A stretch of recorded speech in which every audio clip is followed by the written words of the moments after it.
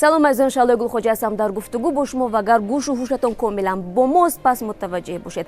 Оё дар моҷарои ҳавоии миёни Тоҷикистону Русия нуқтаи тамад гузошта шуд. ҳамкори мо аз фурудгоҳи байналмилалии Душанбе барои шумо гузориш медиҳад ва албатта рафтомади ҳавопаймоҳоро ҳисобу китоб мекунад.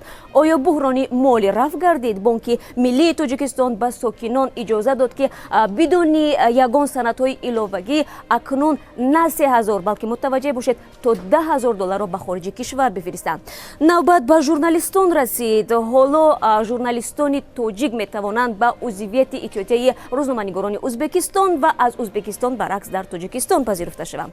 Қонунгузорони тоҷик назорати соҳаи зоҳиран бесоҳиби обёриро шадидтар карда, кишварҳои ҳамсояро ки ба оби Тоҷикистон эҳтиёҷ доранд ба ҳамкорӣ даъват кардааст.